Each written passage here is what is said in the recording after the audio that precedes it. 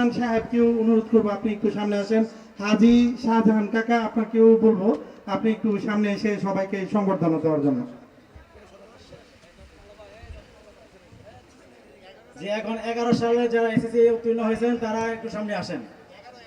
10, 11, 12, 13 যারা এসএসসি উত্তীর্ণ হয়েছেন সবাই সামনে আসতে থাকেন। জি জি জি 10, 11, 12, 13 সনে যারা এসএসসি উত্তীর্ণ করেছেন সবাই সামনে আসেন।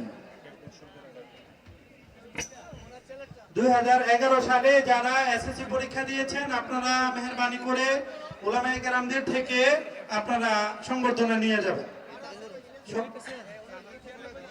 সম্মাননা নিয়ে যাবেন। 2011 সাল 11 সাল যারা আছেন আপনারা আসেন। তারপরে 12 সাল জি 12 সালের পরে 13 সাল যারা আছেন আপনারা পশ্চিম পাশ থেকে পূর্ব পাশে যাবেন। 12 সালে যারা আছেন আপনারা আসেন। তারপরে 13 সাল 2013 তে যারা এসএসসি পরীক্ষা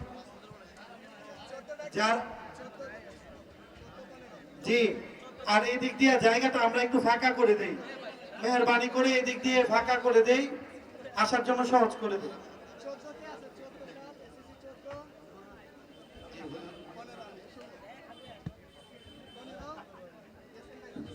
2010 সাল থেকে 23 সাল পর্যন্ত ধারাবাহিকভাবে আসতে থাকেন, সবাই আসতে থাকেন। শৃঙ্খলা আবশ্যক না, সবাই আসতে থাকেন, ধারাবাহিকতা আবশ্যক না।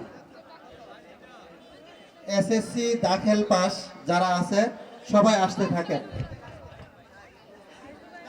10, 11, 12, 13 ধারাবাহিকভাবে আসতে থাকেন।